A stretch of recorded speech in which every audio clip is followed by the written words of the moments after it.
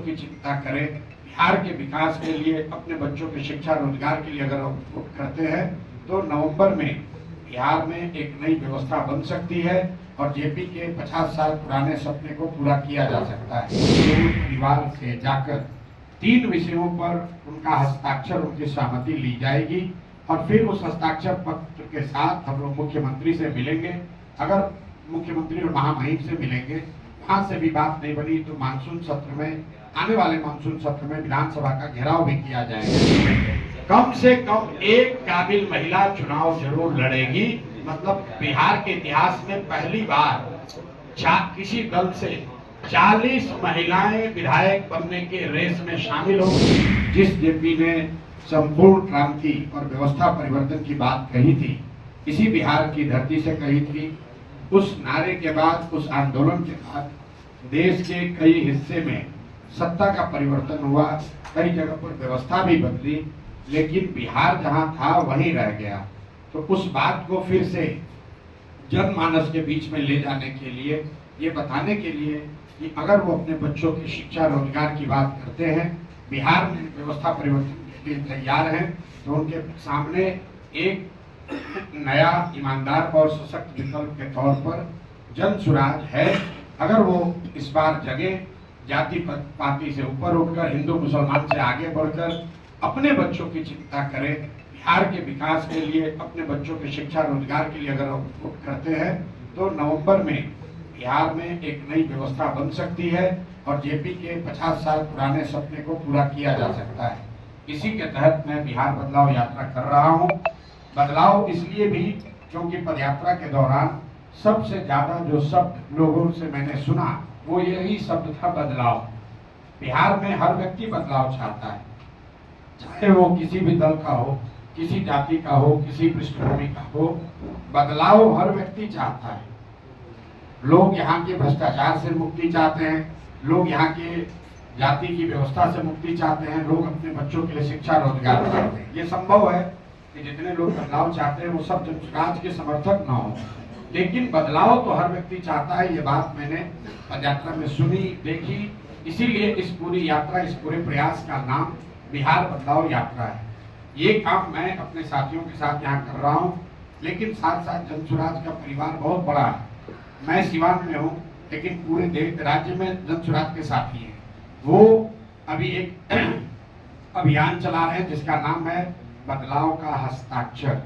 ये जो हस्ताक्षर अभियान है, जिसमें जनसुराज के साथियों ने, हम लोगों ने संकल्प लिया है कि अगले 2 महीने में 1 करोड़ परिवार से जाकर 3 विषयों पर उनका हस्ताक्षर, उनकी सहमति ली जाएगी और फिर उस हस्ताक्षर पत्र के साथ हम लोग मुख्यमंत्री से मिलेंगे। अगर मुख्यमंत्री और महामहिम से मिलेंगे, वहां से भी बात नहीं बनी तो मानसून सत्र में, आने वाले मानसून सत्र में विधानसभा का घेराव भी किया जाएगा। ये हस्ताक्षर 3 बातों पर लिया जा रहा है। जैसा कि आपको पता है, जातीय जनगणना जब हुई उसके बाद नवंबर 2023 में नीतीश कुमार ने विधानसभा में और अपने ट्वीट के जरिए ये घोषणा की थी कि जातीय जनगणना में चिन्हित किए गए 94 लाख बिहार के परिवार को 2 लाख रुपया प्रति परिवार सहायता राशि दी जाएगी। जहां तक हम लोग की समझ है, अभी तक किसी भी एक भी परिवार को 1 रुपया भी नहीं दिया गया है। तो बदलाव के हस्ताक्षर का पहला मुख्य बिंदु ये है कि जातीय जनगणना के बाद किए गए 2 लाख रुपए प्रति परिवार देने की, सहायता राशि देने के वादे को कब पूरा कीजिएगा। दूसरा जो पॉइंट है, 2008 से नीतीश कुमार जी की सरकार ने दलित, महादलित और अति पिछड़ा समाज के भूमिहीन लोगों को 3 डिसमिल जमीन घर बनाने के लिए देने का वादा किया है। ये योजना चल रही है 2008 से और कुल 50 लाख परिवारों को 3 डिसमिल जमीन मिलना चाहिए था घर बनाने के लिए। सरकारी आंकड़े के हिसाब से अभी तक सिर्फ 2,34,000 परिवारों को ही ये 3 डिसमिल जमीन मिली है। सिवान भी उससे अछूता नहीं है और इसमें भी 2,34,000 जिन लोगों को पिछले 15 साल में जमीन मिली, इसमें भी प्लानिंग कमीशन का, नीति आयोग का जो रिपोर्ट बता रहा है, 1,20,000 परिवार ऐसे हैं जिनको सिर्फ जमीन कागज पर ही मिली, अभी तक उनको पोजेशन उसका नहीं मिला। तीसरी बात, जो भूमि सर्वे हो रहा है पिछले 4-5 वर्षों से, आप देख रहे हैं कि लैंड डिजिटाइजेशन और भूमि सर्वे के नाम पर बड़े पैमाने पर समाज में लोगों को परेशान किया जा रहा है, उनसे धन की उगाही की जा रही है। हजारों करोड़ रुपए लोग दाखिल खारिज के नाम पर, वंशावली बनाने के नाम पर, जमाबंदी के नाम पर लोग मजबूर हैं अधिकारियों को देने के लिए। ये सब किया क्यों जा रहा है कि लैंड का डिजिटाइजेशन होगा। सरकार का भी रिपोर्ट आया है, फरवरी महीने तक 4 वर्षों तक इस लूट के बाद सिर्फ 20% जमीन का ही सर्वे और लैंड डिजिटाइजेशन का काम पूरा किया गया है। तो इन तीनों विषयों को लेकर जन सुराज के साथी पूरे बिहार में जाकर लोगों से मिल रहे हैं और उनका हस्ताक्षर ले रहे हैं। इसकी शुरुआत मैंने खुद से नीतीश जी के गांव कल्याण बिघा से की। उस पंचायत में हम लोग गए, वहां पर लोगों से सिग्नेचर लिया। नीतीश जी के अपने पंचायत में नालंदा में लोगों ने इस तीनों बात की ताकीद की कि उनको अभी तक 2 लाख रुपए नहीं मिले हैं। ज्यादातर भूमिहीनों को 3 डिसमिल घर बनाने के लिए जगह नहीं मिली है। और कोई भी व्यक्ति हो बिहार में, अगर उसके पास जमीन है तो जमीन संबंधित मामलों में उसको घूस देना पड़ रहा है। आपने मीडिया के जरिए ये भी देखा होगा कि नीतीश जी के अपने पंचायत में कल्याण बिहार में जब हम लोगों ने जाने की कोशिश की तो पुलिस प्रशासन ने रोक दिया। ये दिखाता है कि बाकी बिहार की बात छोड़ दीजिए, नीतीश कुमार के अपने गांव में भी इन 3 विषयों को लेकर ये स्पष्ट है कि लोगों को ये लाभ नहीं मिला है। या भ्रष्टाचार से जिस तरह पूरे बिहार में लोग परेशान हैं, वैसे कल्याण बिहार में नीतीश कुमार के अपने गोतिया भाई जातीय लोग भी उतने ही त्रस्त हैं। तो ये 2 बिंदु है जिसकी मैं जानकारी देना चाहता था। बाकी अब आपके जो सवाल है वो आप सवाल कर सकते हैं। सवाल आप मुझसे भी कर सकते हैं और जो हमारे साथी यहाँ बैठे हुए हैं, जो सिवान और सिवान की स्थिति के बारे में, जन सुराज के बारे में मेरे से बेहतर समझ रखते हैं, आप इनसे भी सवाल कर सकते हैं।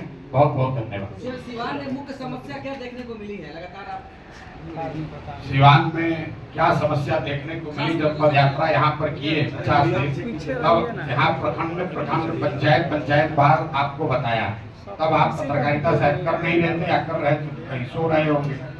भैया सिवान में भी वही समस्या है जो पूरे बिहार में समस्या है। यहाँ पर सबसे बड़ी समस्या शिक्षा की है, दूसरी सबसे बड़ी समस्या बेरोजगारी की है। देश आगे बढ़ रहा है, मोदी जी का दौरा है, कल परसों वो बिहार में ही रहेंगे और 20 जून को भी आएंगे, क्या कहेंगे इस पे आप?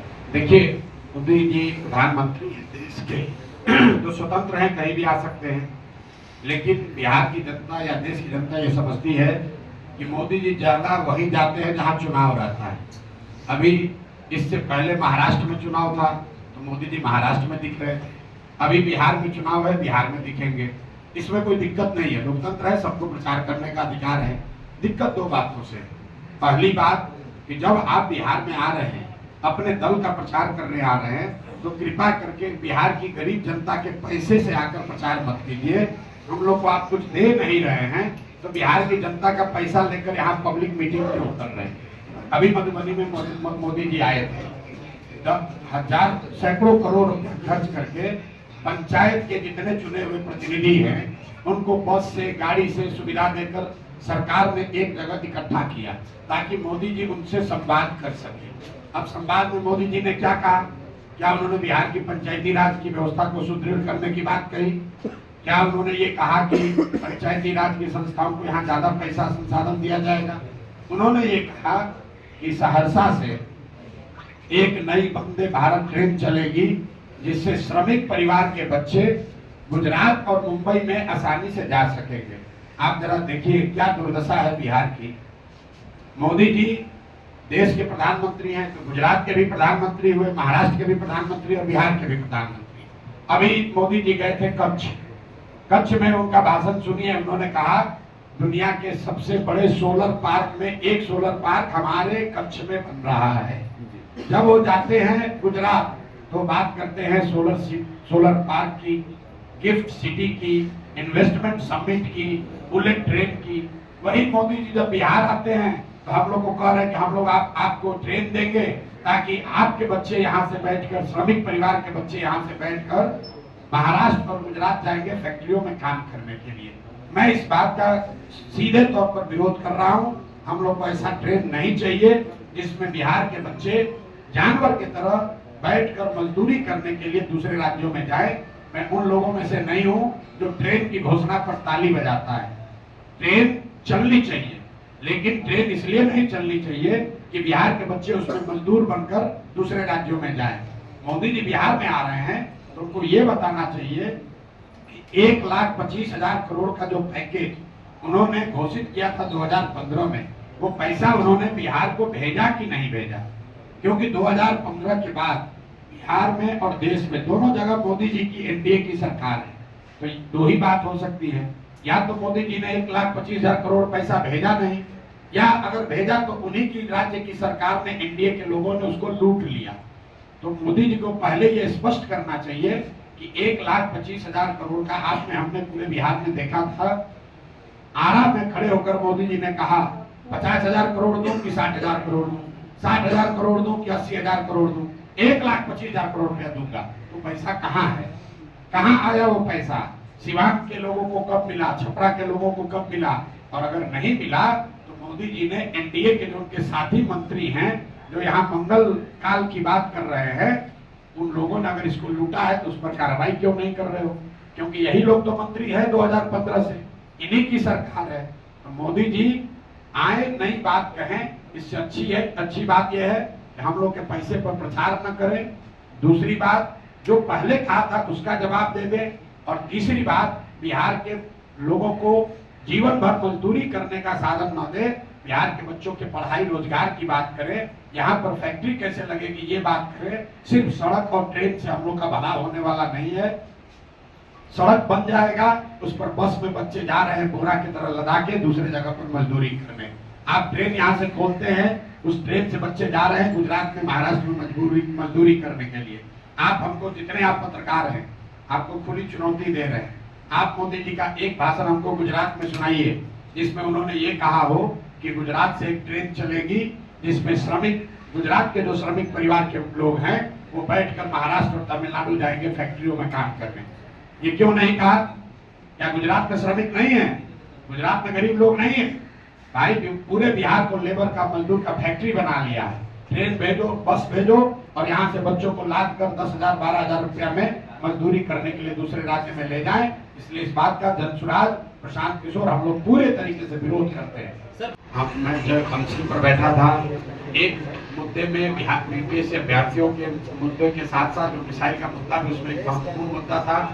क्योंकि यहाँ बिहार के बच्चे बाहर जाकर मजदूरी कर रहे हैं और जो भी 10-20 हजार यहाँ नौकरी है उसमें आधे से ज्यादा दूसरे राज्यों के लड़कों को नौकरी मिल रही है। ये डोमिसाइल नीति गलत इसलिए है कि हम लोग के मुखिया नीतीश कुमार को प्रधानमंत्री बनने का जो सपना है, भूत है, वो सवार है। उनको लगता है कि दूसरे राज्यों के लोगों को बिहार में नौकरी मिलेगी तो दूसरे राज्य में नीतीश कुमार का प्रचार प्रसार होगा। इसलिए जनसुराज की जब व्यवस्था बनेगी तो इसको तुरंत बदला जाएगा और कम से कम 75% नौकरियों को सिर्फ और सिर्फ बिहार के पढ़े लिखे बच्चों के लिए रिजर्व किया जाएगा। ये इस पर बिल्कुल स्पष्ट है। सर, महिलाओं को तो आर्थिक संविधान में ये व्यवस्था है कि नौकरी के लिए कोई मिनिमम क्वालिफिकेशन होना चाहिए, लेकिन संविधान में जनप्रतिनिधियों के लिए इस तरह की व्यवस्था नहीं की गई है। इसलिए नहीं की गई है कि संविधान बनाने वालों ने ये निर्णय जनता को, जो मालिक है, उसके हाथ में छोड़ दिया है कि आपकी समझ है, अगर आपकी समझ से बिना पढ़ा लिखा व्यक्ति भी आपका अगुआ हो सकता है तो आप उसको भी वोट देकर अपना मालिक मुखिया बना सकते हैं। तो हम लोग की समझ संविधान बनाने वालों से ज्यादा तो नहीं है। आपका हमारा विचार हो सकता है कि मिनिमम क्वालिफिकेशन होना चाहिए, नहीं होना चाहिए, लेकिन जनसुराज संविधान का सम्मान करने वाला दल है और जो संवैधानिक व्यवस्थाएं हैं हम लोग उसको मानने वाले लोग हैं। और अभी तक संविधान में यही व्यवस्था है कि लोग जनप्रतिनिधियों के लिए कोई मिनिमम एजुकेशनल क्वालिफिकेशन नहीं है। लेकिन अगर आप यादव जी आए थे पटना मिलने मेरे घर पे, आपने जो तस्वीर देखी तो आपने ये भी देखा होगा, वो तस्वीर पटना की है, मेरे घर की है। पूर्व सांसद रहे हैं, सम्मानित व्यक्ति हैं। आप बताइए कि कोई पूर्व सांसद सिवान का हो या छपरा का या समाज का कोई भी व्यक्ति अगर समय मांगता है और मेरे पास समय है तो हम उससे मिलेंगे कि नहीं मिलेंगे? कोई छुप के नहीं मिले, उन्होंने अपनी बात रखी, उसका फोटो आपके सामने है। इसका मतलब ये नहीं है कि वो दल में शामिल होंगे। दल में शामिल होने की एक प्रक्रिया है, खासकर जो कोट अनकोट बड़े चेहरे हैं। ये अब बगल में हमारे अफाक साहब बैठे हुए हैं, कुछ हमारे कोर कमेटी के मेंबर भी यहाँ बैठे हैं। कोई भी नेता जो ज्वाइन करना चाहता है, बड़ा नाम है या जिसकी पहले की राजनीतिक पृष्ठभूमि है, उसकी चर्चा महीने में एक बार होने वाली कोर कमेटी की बैठक में होती है और एक व्यापक सहमति बनाने का प्रयास किया जाता है कि इस नेता को लेना है कि नहीं लेना है। लेकिन वो चर्चा होने से पहले मैं मिलूं ना किसी से, अफाक साहब किसी से न मिले, डॉक्टर साहब किसी से न मिले, जिला अध्यक्ष हमारे हैं तो भाजपा में खुद थे यहाँ पर, ये तो खुद ही भाजपा में 30 वर्ष से ज्यादा थे, तो ये रोज ही लोगों से मिल रहे हैं। और जब से आए हैं तब से भाजपा को सिवान में पूरा समेट दिया। तो भाई राजनीतिक सामाजिक जीवन का यही तो काम है। हम लोग कोई सीमेंट छड़ थोड़े ना बनाते हैं, लोगों से मिलना, अपने विचार के बारे में बताना, और अगर उनकी सोच और हम लोग के विचार में अलाइनमेंट हो तो साथ में चलने की प्रक्रिया बनाना, यही तो दलगत काम, तो राजनीतिक काम सही है। विधानसभा क्षेत्र में कम से कम एक काबिल महिला चुनाव जरूर लड़ेगी। मतलब बिहार के इतिहास में पहली बार किसी दल से 40 महिलाएं विधायक बनने के रेस में शामिल होंगी। वो टिकट ले उनको मिलेगा और वो विधायक का चुनाव लड़ेंगी। बिहार में मानव का बहिष्कार किया गया। छोटे दुकानदार जहाँ सारा मोबाइल, आपका भी मोबाइल, हमारा मोबाइल, सब कुछ चाइनीज से बना हुआ है। आखिर ये मोबाइल आता कैसे है? ये तो सरकार की सहमति से आता है। तो क्या सरकार फिर एक बार बीजेपी की जो सरकार है या फिर देशवासियों को बरगला रही है? देखिए, इस तरह के जो बयान आते हैं पहली बार नहीं आए। प्रधानमंत्री के स्तर से आया है तो शायद पहली बार होगा, लेकिन पहले भी आपने इस तरह की सगुफाबाजी देखी है कि चाइनीज सामान का बहिष्कार करो, पाकिस्तान के सामान का बहिष्कार करो।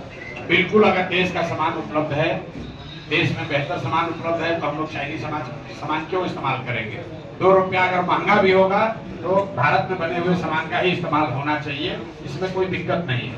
लेकिन ये इतना आसान नहीं है जितना बताया जाता है। मान लीजिए कि आपका फोन है, इस पर मेड इन इंडिया लिखा हुआ है, लेकिन इसके अंदर जितने चिप्स हैं, इसके अंदर जो टेक्नोलॉजी है वो ताइवान में बना है या ताइवान से जुड़े चाइना में बना है, उसको कैसे उठा कर? तो बिहार आत्मनिर्भर बने, मोदी जी का made in India programme successful हो, हर चीज यही बनने लगे ताकि हम लोग दूसरी जगह चीज ना इस्तेमाल करें। से कम लोग जुड़े हुए, आप तय कर लीजिए कि जब दल है 1 करोड़ से ज्यादा लोग जुड़े हुए हैं तो कुछ आएंगे कुछ जाएंगे। और हमने तो पदयात्रा के दौरान भी कहा कि जैसे दही को मथ के मक्खन निकाला जाता है, उस तरीके से समाज को मथने की प्रक्रिया है। बहुत सारे लोग आएंगे, बहुत लोग जाएंगे। जो लोग आए हैं वो भी तो किसी दल से आए थे। आपने कभी पूछा कि भाजपा से कितने लोग भाग के जनसुराज में आ गए? क्या आपने पूछा कि राजद के कितने लोग छोड़कर जनसुराज में आ गए? जदयू का तो नीचे का पूरा कैडर ही ज्वाइन कर लिया। उसका नेशनल प्रेसिडेंट है आरसीपी सिंह, राष्ट्रीय अध्यक्ष से लेकर नीचे तक सब जनसुराज लोग ज्वाइन कर लिया। तो वो आप सवाल नहीं कर रहे हैं, आप सवाल कर रहे हैं 1 मिनट कि लोग जा रहे हैं। आनंद मिश्रा ने युवा अध्यक्ष के पद से उनको इस्तीफा दिया है, उनको मुक्त किया गया है। उसकी जगह डॉक्टर प्रोफेसर शांतनु, जो दिल्ली विश्वविद्यालय में प्रोफेसर है, मुजफ्फरपुर के रहने वाले हैं, उनको अध्यक्ष बनाया गया है। आनंद मिश्रा जी 10 दिन के लिए गुवाहाटी गए हैं। उन्होंने परमिशन लेकर ये वहां जाने की बात कही है। उनका कोई केस है जिसमें उनको अटेंड करना है, फिर वापस आएंगे। उनको जो जिम्मेवारी दल में दी जाएगी वो आपको पता चलेगा। अब आप लोगों को रोज न्यूज चलाना है, आज फलाने आदमी यहाँ जाने वाले हैं, इनकी मुलाकात इनसे हुई, तो भैया मुलाकात करने के लिए सब स्वतंत्र हैं। और एक बार को मान भी लीजिए, अगर वो चले भी जाए तो क्या हो जाएगा? जनसुराज आनंद मिश्रा ने तो नहीं बनाया है, जनसुराज को प्रशांत किशोर ने अकेले नहीं बनाया है, 1 करोड़ लोगों ने मिलकर बनाया है। ये नीचे से बना हुआ दल है, कोई 4-5 लोग पटना में, दिल्ली में बैठकर इसका गठन नहीं किए। आप ही के टीम के लोग सर, भाजपा के नेताओं के पास, हमने यहाँ पर एक नेता है, महिला है, उन्होंने खुलेआम पोस्ट भी किया कि आप लोग सब नेता के पास, आपके कार्यकर्ता, आपकी जो जाते हैं, बिल्कुल जाते हैं, पार्टी छोड़ दीजिए, जाते हैं। अरे ये तो इस बात की क्या जरूरत पड़ गई? बिल्कुल, अरे इसलिए कि आपको समझ नहीं है कि जब आप समाज में जाकर चर्निंग कर रहे हैं तो हमने बिहार के लोगों को ये वादा किया है कि हर वो व्यक्ति जिसको समाज या हम लोग की अपनी सूचना के अनुसार समाज जिनको सही मानता है, उनके पास हम जाएंगे, उनको निमंत्रण देंगे, उनको इज्जत देंगे, उनसे ये आग्रह करेंगे कि विकल्प के अभाव में आप कहीं दूसरे दल में थे, अगर आप चाहते हैं तो जन स्वराज के ये विचार हैं, इसको देखिए, पहचानिए, ठीक लगे तो इसमें जुड़िए। हम लोग को आमंत्रण देने जा रहे हैं, इसमें कोई गुनाह तो कर नहीं रहे हैं। आना नहीं आना उनकी मर्जी है। यहाँ सिवान में हमको लगता है सबसे पढ़े लिखे समझदार सर्जन डॉक्टर्स में इनका नाम है। हमारे बगल में एमएलसी बैठे हुए खुद शिक्षक हैं, स्कूल चलाते हैं। बगल में ये भाजपा के जो साथी हैं, हमारे अध्यक्ष हैं, ये मुन्ना जी। कोई इसमें आपको अनपढ़ गंवार, बालू माफिया, शराब माफिया नहीं दिखेगा। तो संविधान की व्यवस्था का सम्मान करते हुए हम लोग की कोशिश है कि समाज में जो अच्छा है उसी को जगह यहाँ पर दी जाए। लेकिन इसका मतलब ये नहीं है कि जिसका क्वालिफिकेशन न हो वो इसमें नहीं जुड़ सकता है। मैं आपको एक अपने साथी का उदाहरण देता हूँ। एक शंकर जी हैं जो जहानाबाद के हैं, वो वहाँ के सबसे बड़े शिक्षाविद हैं, करीब 50 से ज्यादा स्कूल और कॉलेज चलाते हैं। वो खुद 5वीं पास है। उन्होंने आकर रिक्वेस्ट किया कि नहीं भी हम जनसुराज में रहेंगे। अगर अच्छे व्यक्ति, महत्व इस बात का है कि शिक्षा का सम्मान है उनके मन में, उसकी महत्ता को वो समझते हैं। क्योंकि अभी तुरंत आप पूछिएगा कि अगर आप ये कह रहे हैं तो तेजस्वी के 9th क्लास पर क्यों बात करते हैं? बात इसलिए नहीं करते हैं कि तेजस्वी 9th फेल है कि 10th फेल है। बात इसलिए करते हैं कि जिसके माँ बाप मुख्यमंत्री रहे हो, जो डीपीएस आरके पूरब में जो पढ़ रहा है, वो व्यक्ति अगर 9th पास नहीं किया तो ये चिंता की बात है। क्योंकि इसका मतलब है कि शिक्षा के प्रति उस व्यक्ति की नजरिया क्या है। मान लीजिए कि कहते हैं कि हम उसके बाद क्रिकेट खेलते थे, चलिए क्रिकेट का भी बात मान लिया, कोई बहुत बड़े क्रिकेटर नहीं थे, लेकिन अगर उनकी बात मान भी लीजिए तो क्रिकेट छोड़े हुए भी 15 साल हो गए, उसके बाद आप आकर पढ़ाई कर लेते। हम लोग गाँव देहात में देखते हैं, महिलाएं मिलती हैं, कहती है कि भैया हम ग्रेजुएट हैं। हम पूछते हैं कहाँ पढ़े? कहते बाबूजी के यहाँ तो पढ़ने का सुविधा नहीं था, लेकिन जब शादी हो गई तो हमारे पति ने हमको पढ़ाया, हम चाहते थे कि अपने जीवन में हम ग्रेजुएट हो जाएं। ये दिखाता है कि उस महिला के मन में शिक्षा के प्रति क्या भावना है। तो तेजस्वी के 9th फेल होने की बात मैं इसलिए कहता हूँ कि बिहार के लोग ये समझे कि इन लोगों के मन में शिक्षा के प्रति सोच क्या है। बात 9th फेल और पास होने की नहीं है। कामराज जी से बड़ा कोई मुख्यमंत्री तमिलनाडु में हुआ नहीं, वो बहुत पढ़े लिखे व्यक्ति नहीं थे। तो फॉर्मल एजुकेशन जिसका नहीं है वो भी बहुत समझदार हो सकता है। लेकिन कामराज ने मिड डे मील स्कूल शुरू किया, कामराज जी ने फ्री एजुकेशन के लिए आंगनवाड़ी केंद्र शुरू किया इस देश में सबसे पहले, क्योंकि वो जानते थे कि मैं नहीं पढ़ पाया लेकिन शिक्षा का महत्व बहुत है। इसलिए इस बात को मैं बार बार कहता हूँ। से कम लोग जुड़े हुए, आप तय कर लीजिए कि जब दल है 1 करोड़ से ज्यादा लोग जुड़े हुए हैं तो कुछ आएंगे कुछ जाएंगे। और हमने तो पदयात्रा के दौरान भी कहा कि जैसे दही को मथ के मक्खन निकाला जाता है, उस तरीके से समाज को मथने की प्रक्रिया है। बहुत सारे लोग आएंगे, बहुत लोग जाएंगे। जो लोग आए हैं वो भी तो किसी दल से आए थे। आपने कभी पूछा कि भाजपा से कितने लोग भाग के जनसुराज में आ गए? क्या आपने पूछा कि राजद के कितने लोग छोड़कर जनसुराज में आ गए? जदयू का तो नीचे का पूरा कैडर ही ज्वाइन कर लिया। उसका नेशनल प्रेसिडेंट है आरसीपी सिंह, राष्ट्रीय अध्यक्ष से लेकर नीचे तक सब जनसुराज लोग ज्वाइन कर लिया। तो आप सवाल नहीं कर रहे हैं, आप सवाल कर रहे हैं 1 मिनट कि लोग जा रहे हैं। आनंद मिश्रा ने युवा अध्यक्ष के पद से उनको इस्तीफा दिया है, उनको मुक्त किया गया है। उसकी जगह डॉक्टर प्रोफेसर शांतनु जो दिल्ली विश्वविद्यालय में प्रोफेसर है, मुजफ्फरपुर के रहने वाले हैं, उनको अध्यक्ष बनाया गया है। आनंद मिश्रा जी 10 दिन के लिए गुवाहाटी गए हैं। उन्होंने परमिशन लेकर ये वहां जाने की बात कही है। उनका कोई केस है जिसमें उनको अटेंड करना है, फिर वापस आएंगे। उनको जो जिम्मेवारी दल में दी जाएगी वो आपको पता चलेगा। अब आप लोगों को रोज न्यूज चलाना है, आज फलाने आदमी यहाँ जाने वाले हैं, इनकी मुलाकात इनसे हुई। तो भैया मुलाकात करने के लिए सब स्वतंत्र हैं। और एक बार को मान भी लीजिए, अगर वो चले भी जाए तो क्या हो जाएगा? जनसुराज आनंद मिश्रा ने तो नहीं बनाया है, जनसुराज को प्रशांत किशोर ने अकेले नहीं बनाया है, 1 करोड़ लोगों ने मिलकर बनाया है। ये नीचे से बना हुआ दल है। कोई 4-5 लोग पटना में, दिल्ली में बैठकर इसका गठन नहीं किए। आप ही की टीम के लोग सर, भाजपा के नेताओं के पास, हमने यहाँ पर एक नेता है, महिला है, उन्होंने खुलेआम पोस्ट भी किया कि आप लोग सब नेता के पास आपके कार्यकर्ता आपकी जो जाते हैं, बिल्कुल जाते हैं, आप पार्टी छोड़ दीजिए, जाते हैं। अरे ये तो इस बात की क्या जरूरत पड़ गई? बिल्कुल। अरे इसलिए कि आपको समझ नहीं है कि जब आप समाज में जाकर चर्निंग कर रहे हैं तो हमने बिहार के लोगों को ये वादा किया है कि हर वो व्यक्ति जिसको समाज या हम लोग की अपनी सूचना के अनुसार समाज जिनको सही मानता है उनके पास हम जाएंगे, उनको निमंत्रण देंगे, उनको इज्जत देंगे, उनसे ये आग्रह करेंगे कि विकल्प के अभाव में आप कहीं दूसरे दल में थे, अगर आप चाहते हैं तो जन स्वराज के ये विचार हैं, इसको देखिए, पहचानिए, ठीक लगे तो इसमें जुड़िए। हम लोग को आमंत्रण देने जा रहे हैं, इसमें कोई गुनाह तो कर नहीं रहे हैं। आना नहीं आना उनकी मर्जी है। गोली चली है छपरा में, एक वहाँ के पूर्व मेयर के प्रत्याशी को गोली मार दी, दो लोग, वो साथी हम लोग के साथ कुछ जुड़े हुए भी थे। मुझे याद है मैं जब छपरा में पदयात्रा कर रहा था, उन्होंने रोटरी क्लब की बैठक भी, रोटरी क्लब के सदस्यों की बैठक भी हमारे साथ कराई थी। कल रात में भी मेरी बात हुई, पता चला गोली मार दिया गया 2 लोगों को। अभी पोस्टमार्टम हो रहा है, अभी डेड बॉडी आई नहीं।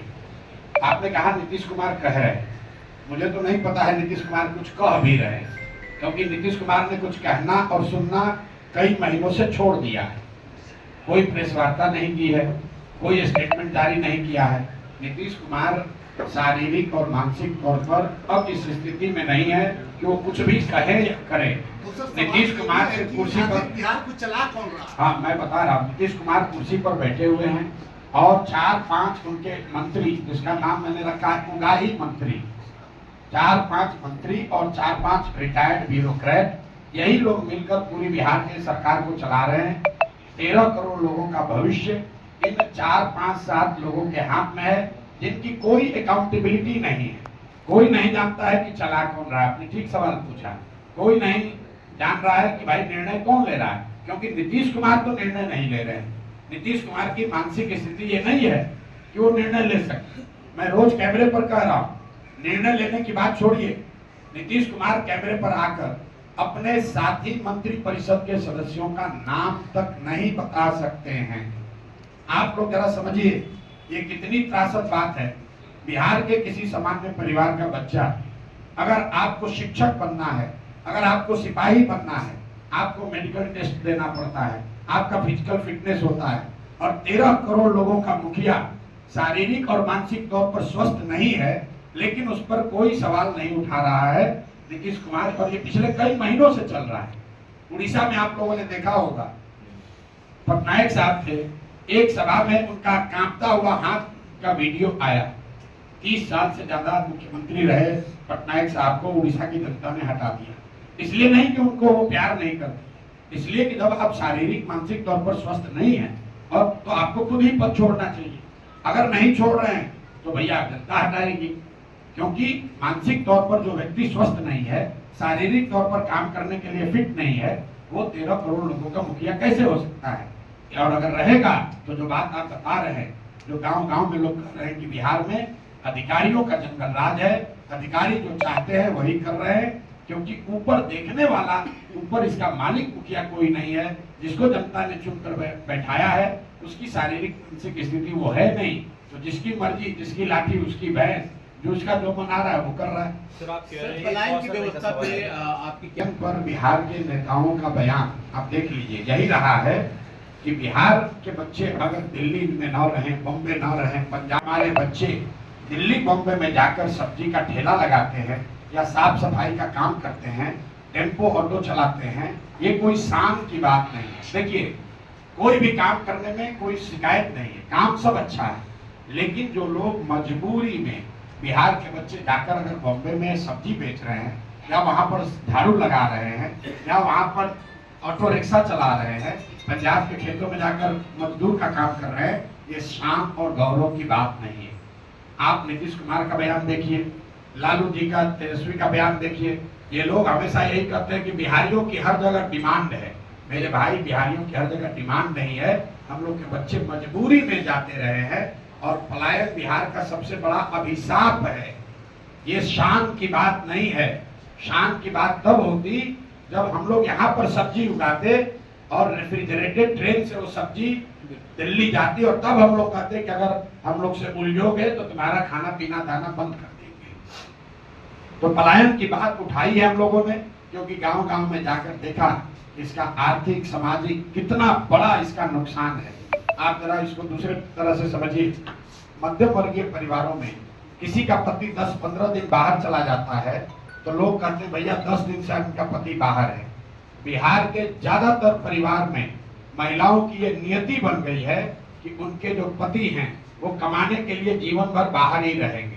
घर में जो भी युवा है वो जीवन भर बाहर ही रहेगा। कोई छठ में, ईद में, शादी ब्याह में घर आता है, बाकी 12 में 10 महीने वो बाहर रहता है। जब तक शरीर में लोगों के यहाँ दम है तब तक वो मजदूरी करता है। 60-65 वर्ष का हो जाएगा तो बूढ़ा जब हो जाएगा मजदूरी नहीं कर सकता है तो गांव आता है। और फिर उसके परिवार का जो सबसे नया लड़का है 16 साल का, 18 साल का, वो लड़का ट्रेन में फिर मजदूर बनकर जाता है। ये पीढ़ियों से बात चलती आ रही है, ये रुकना चाहिए। पलायन का दर्द सबसे बड़ा दर्द है, इसलिए जनसुराज ने इस मुद्दे को उठाया है। सिर्फ मुद्दे को उठाया नहीं है, इसका पूरा प्लान दिया है कि कैसे एक साल में 50 लाख से ज्यादा बिहार से बाहर रहने वाले मजदूरों को वापस लाकर यहीं पर रोजगार दिया जा सकता है। कल भी अभी सिवान में 15 मिनट तक मैंने इसको समझाया है। एक लाइन में आपको बता दूं, जनसुराज का जो मॉडल है कि जिस दिन बिहार से पूंजी का पलायन रुकेगा उसके बाद बुद्धि का पलायन रुकेगा, बुद्धि का पलायन, पूंजी और बुद्धि का पलायन रुकेगा तो श्रम का पलायन अपने आप रुक जाएगा।